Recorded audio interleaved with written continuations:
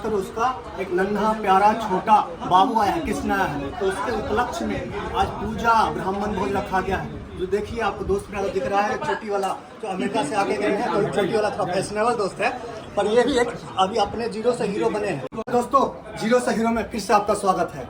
दोस्तों आज एक बहुत खुशखबरी है। खुशखबरी क्या है कि मैं अपने दोस्त के पास अभी देख रहा होगा, अभी रूम में एंट्री कर रहे हैं। दोस्त मेरा जिगरी दोस्त है, बहुत पुराना दोस्त है, वो परिवार का सदस्य है। उसके यहाँ बहुत पार्टी है, पार्टी पुष्कर उसका एक नन्हा प्यारा छोटा बाबू आया है, कृष्ण आया है। तो उसके उपलक्ष्य में आज पूजा ब्राह्मण भोज रखा गया है। जो देखिए आपको दोस्त मेरा दिख रहा है, चोटी वाला जो अमेरिका से आके गए हैं, तो चोटी वाला थोड़ा फैशनेबल दोस्त है, पर ये भी एक अभी अपने जीरो से हीरो बने हैं। ढूंढ करके ले आओ, मैं अपनी पुत्री का विवाह कर देना चाहता हूँ। दूत आज्ञा पा करके कंचनपुर नामक नगर में जाता है। कलकत्ता जाकर के बड़ी खोज देखभाल करने के बाद लड़की के लिए शुभेक बणिक पुत्र को ढूंढ करके ले आता है और ला करके वह साधु बनिया वैश्य व्यापारी से कहता है कि हे सेठ जी, मैं जो है लड़के को ढूंढ लाया हूँ, आप अपनी पुत्री का विवाह इसके साथ कर दीजिए। वह लड़का बड़ा ही गुणवान होता है, उसको देख करके सेठ जी प्रसन्न हो जाते हैं और अपनी पुत्री का विवाह उसके साथ कर देते हैं। किंतु दुर्भाग्यवश वह विवाह के समय भी श्री सत्यनारायण भगवान के पूजन को नहीं करते, ना ही अपनी कुल देवी कुल देवता के पूजन को करते हैं, ना ही पुत्रों के पूजन को करते हैं। ऐसे ही जो है जयमाला कार्यक्रम करके पुत्री का विवाह संपन्न कर देते हैं। पुत्री का विवाह संपन्न हो जाने पर वह साधु बनिया वैश्य व्यापारी अपने दामाद से बोलता है कि हे पुत्र, तुमको जो है मेरे कोई संतान नहीं, मेरे पुत्र नहीं है, इसलिए तुमको मेरे यहाँ ही घर जमाई बन करके रहना होगा। वह जो है ऐसा कहता है और मेरे साथ व्यापार भी करना होगा। वह दोनों जो है ऐसा अपने दामाद से बोलता है और दोनों ससुर जमाई जो है राजा चंद्रकेतु के नगर में जाकर के व्यापार करने लगते हैं। एक रोज जो है भगवान की माया से प्रेरित कोई चोर राजा का धन चुरा करके वहां से भाग रहा होता है, किंतु राजा के दूतों को पीछे लगा देखते हुए वह चोर घबराते हुए जहाँ यह दोनों ससुर जमाई ठहरे हुए थे जिस झोपड़ी में, उनके झोपड़ी के पास जो है राजा के धन को रख देते हैं और चोर वहां से भाग जाते हैं। राजा के दूत आकर के जब राजा के धन को वहां पाते हैं तो दोनों को बांध करके राजा की सभा में ले जाते हैं और राजा से कहते हैं कि हे राजन, जहां हमने आपके राज्य कोष के धन को पाया वहीं पर जो है यह दोनों ठहरे हुए थे, हो ना हो यही दोनों चोर हैं, अब आपकी आज्ञा हो, इनको क्या दंड देना चाहिए। राजा बोलते हैं जब इनके पास राज्य कोष के धन को पाया गया है तो यही चोर होंगे, इनको जो है कठिन कारावास में डाल दिया जाए और जो भी इनके पास धन है वह सारा छीन लिया जाए। राजा की आज्ञा से इनको कठिन कारावास में डाल दिया जाता है और जो भी उनके पास धन होता है वह सारा छीन लिया जाता है। और ऐसे ही जो है कलावती और लीलावती अपने घर में होती हैं। उनके घर में एक दिन ऐसा आ जाता है खाने के लिए कपड़े का दाना नहीं होता। तब जो है कलावती अपनी माता लीलावती से बोलती है कि हे माँ, आज तो खाने के लिए हमारे घर में एक अन्न का दाना नहीं है, मैं एक काम करती हूँ, नगर में जाती हूँ, मांग करके कुछ लेकर के आऊंगी और हम दोनों खा करके अपना गुजारा कर लेंगे। वह जो है ऐसा अपनी माँ से बोलती है और नगर में मांगने के लिए चल देती है। एक घर जाती है, दूसरे घर जाती है, तीसरे घर में जाती है तो एक सज्जन ब्राह्मण के घर पहुंचती है। वहां जाकर के देखती है तो ऐसे ही श्री सत्यनारायण भगवान का कथा चल रहा होता है। वहां जाकर के वह बैठ जाती, भगवान का पूजन देखती है, कथा सुनती है। कथा सुन लेने के बाद जो है वह भगवान का प्रसाद लेकर के रात को घर लौटती है। जब रात को घर जाती है तो उसकी माँ उससे पूछने लगती है कि हे पुत्री, अभी तक तुम कहाँ थी, मेरे मन में क्या क्या चिंता हो रही है, इतने रात तक तुम कहाँ थी। तब जो है वह कलावती पुत्री अपनी माता लीलावती से बोलती है कि हे माँ, मैं जो है मांगते हुए एक सज्जन ब्राह्मण के घर पहुँच गई थी और मैंने वहाँ जाकर के देखा कि श्री सत्यनारायण भगवान का पूजन का कथा चल रही थी और मैं वहाँ जाकर के बैठ गई। भगवान के पूजन को कथा को बीच में छोड़ करके नहीं आते हैं, इसलिए जब कथा पूर्ण हो गई तब मैं भगवान का प्रसाद लेकर के आई हूँ और यह प्रसाद है आपसे। तब जो है लीलावती को याद आ जाता है कि मेरे पति ने भी संकल्प किया था जब हमारी कोई संतान होगी तब हम श्री सत्यनारायण भगवान के व्रत को करेंगे और उन्होंने नहीं किया। लगता है इसीलिए हमको दरुण दुख की प्राप्ति हो रही है। तब वह विश्वास करके जो है उसके घर में तो कुछ होता नहीं है। कलावती और लीलावती अपने नगर के एक एक घर में जाती है, एक एक सामग्री को मांग करके इकट्ठा करती है, बंधु बांधव को बुलाती है, ब्राह्मण को बुलाती है, भगवान के पूजन को करती है, कथा सुनती है। कथा सुन लेने के बाद भगवान से आग्रह करती है कि हे प्रभु, हमारे पति और दामाद जहाँ भी हमें सीख घर आ जाए, वह जो है ऐसी जो है भगवान से प्रार्थना करती है। भगवान उनकी प्रार्थना मात्र में प्रसन्न हो जाते हैं और राजा चंद्रकेतु को स्वप्न में दर्शन दे करके कहते हैं कि हे राजन, जो दो व्यापारियों को तुमने कारागार में डाल करके रखे हो, वह बेचारे निर्दोष हैं, उनको कल ही प्रातः काल तुम छोड़ दो। अगर तुम ऐसा नहीं करते हो तो मैं तुम्हारा धन पुत्र राज्य आदि सारा नष्ट कर दूंगा। भगवान ऐसा स्वप्न में दर्शन दे करके अंतर ध्यान हो जाते हैं। वह राजा प्रातः काल ही अपने सभा में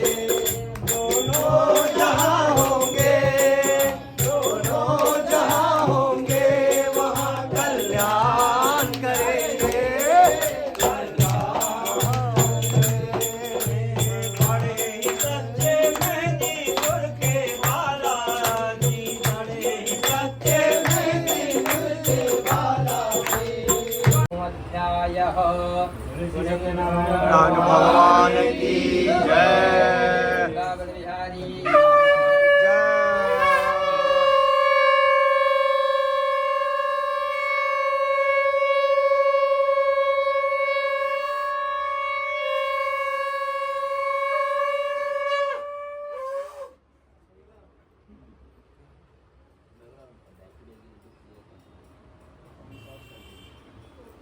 रचा है सृष्टि मुझे प्रभु ने वही सृष्टि चला रहे हैं।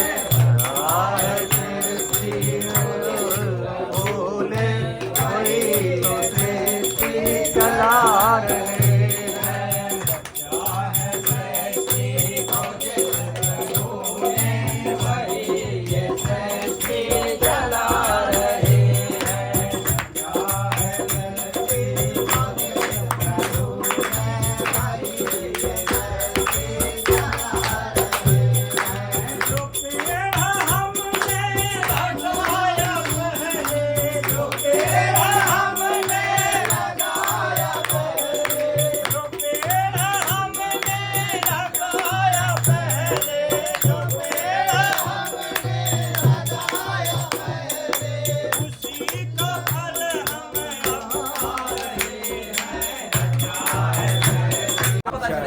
पानी दो अक्षर, जन्म दो अक्षर, मृत्यु दो अक्षर, नर दो अक्षर, नारी दो अक्षर, गाय दो अक्षर, बैल दो अक्षर, भैंस दो अक्षर, सर्प दो अक्षर। वाह, सब कुछ दो ही है। दो ही अक्षर से। आग दो अक्षर, पानी दो अक्षर। हाँ। ये है हाँ। सृष्टि। तो यही सृष्टि। तो सृष्टि कितने अक्षर से बना है? हाँ, सृष्टि 2.5 अक्षर से। हाँ, 2.5 अक्षर से बना है। हाँ। वेद 4 अक्षर में है। हाँ। हैं? सामवेद, अथर्ववेद, सामवेद, आयुर्वेद, ये सब जो है ब्रह्मा का मुख से 4 मुंह है। हाँ। एक एक मुख से निकला है। ओके। समझ गए? ठीक। और सृष्टि का भी वही वेदे पर से एक एक कहा गया है। मंत्र क्या है? कहते हैं मंत्र हीनम क्रिया हीनम भक्ति हीनम सुरेश। मंत्र क्या चीज है? वचन। वचन। वचन। हाँ। वही मंत्र है। हाँ। गाली भी मंत्र है। हाँ। दादा भी मंत्र है और ओ भी मंत्र है। ओके। ये संस्कृत जो है निकला हुआ ब्रह्मा का वचन से निकला है, मुंह से। मुंह से। ओके। पहले संस्कृत में लोग करते थे। हाँ हाँ। हैं? 4 युग का एक चौकड़ी होता है। 4 युग का एक चौकड़ी होता चौकड़ी है। होता है और 4 चौकड़ी का एक मध्यांतर होता है। 4 चौकड़ी एक मध्यांतर। हाँ, और 4 मध्यांतर का एक कल्प होता है। कल्प। ओके। हाँ। अब 4 युग में हाँ। 4 सरोवर है। हाँ। बतावे, इतने पंडित जी सब आए हैं। हाँ। नौजवान सब हमसे विशेष पढ़े लिखे हैं। हाँ, हाँ। ज्ञानी है। ज्ञानी। हाँ। कोई हमको ये समझा दे, 4 युग में 4 सरोवर का नाम बता दे। ओके।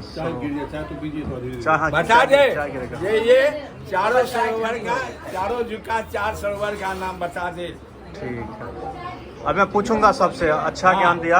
आप सुनिए, सतयुग में आया पहला सतयुग। हाँ। तो वहाँ नारायण सरोवर। और नारायण सरोवर। हाँ। सतयुग में नारायण सरोवर। हाँ। त्रेता में हाँ। 2 से 2.5 अक्षर में सारा सृष्टि है। 2 से 2.5 अक्षर में पूरा सृष्टि है। सृष्टि है। हाँ।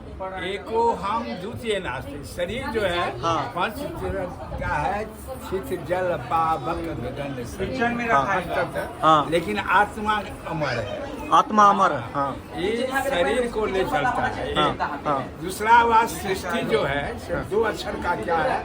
हाँ। सूर्य 2 अक्षर, सूर्य 2 अक्षर। रात 2 अक्षर। हाँ।